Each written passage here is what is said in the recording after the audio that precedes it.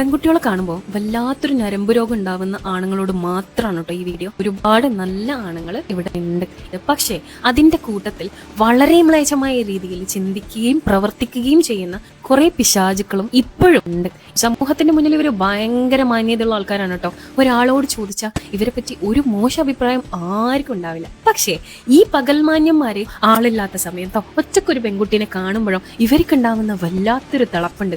ആരും കാണില്ല എന്നുള്ളൊരു, ആരോടും പറയില്ല എന്നുള്ളൊരു തിളപ്പുണ്ടല്ലോ. ഇവര് പലപ്പോഴും നശിപ്പിച്ചിട്ടുള്ളത് ഒരുപാട് പെൺകുട്ടികളുടെ ജീവിതം. ഈ പെൺകുട്ടികൾ പുറത്ത് ആരോടും പറയൂല എന്നുള്ള ധൈര്യം കൊണ്ടല്ലേ നിങ്ങൾ പലപ്പോഴും അത് ചെയ്തിട്ടുള്ളത്. അതുകൊണ്ട് നിങ്ങൾ മനസ്സിലാക്കേണ്ട കാര്യം, ഒരാള് നിങ്ങൾക്കെതിരെ വിരൽ ചൂണ്ടിയിട്ടുണ്ടെങ്കിൽ താങ്ങാൻ പറ്റൂല.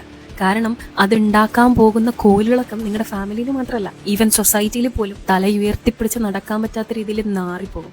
സോ അതുകൊണ്ട് നാളെ ഒരാൾക്ക് നേരെ വിരൽ ഉയർത്തുമ്പോൾ, പ്രത്യേകിച്ച് പെൺകുട്ടികളുടെ നേരെ 1, 2, 3 തവണ ആലോചിക്കണം. ക്ലിയർ? ബിക്കോസ് എല്ലാ പെൺകുട്ടികളും നിങ്ങൾ പണ്ട് വിചാരിച്ച പോലത്തെ പെൺകുട്ടികളല്ല. കാലം മാറിയിട്ടുണ്ട്. നിങ്ങൾ ഒരുപാട് വീഡിയോസ് ഇപ്പൊ കാണുന്നുണ്ടാവും, പെൺകുട്ടികൾ എടുത്തിടുന്ന വീഡിയോസ്. നാളെ ആ വീഡിയോ നിങ്ങളുടേതായിരിക്കാം. അവരെ പോലത്തെ ഒരു പെൺകുട്ടി പോലും കരയാൻ പാടില്ല. അവരുടെ മൗനം കൊണ്ട് നിന്നെ പോലത്തെ ഒരുത്തനെയും ഇവിടെ വെച്ചോണ്ടിരിക്കാൻ പാടില്ല എന്ന് വിശ്വസിക്കുന്ന പെൺകുട്ടികൾ തന്നെയാണ് ഇപ്പോഴത്തെ ജനറേഷനിലുള്ളത്. സോ ചെയ്തുകൊണ്ടിരിക്കുന്ന കാര്യങ്ങൾ എന്താണോ, സ്റ്റോപ്പ് ഇറ്റ്. ഓക്കെ? ഭാര്യയും മക്കളും എല്ലാവരും ഉള്ള ആൾക്കാർ തന്നെയല്ലേ നിങ്ങൾ?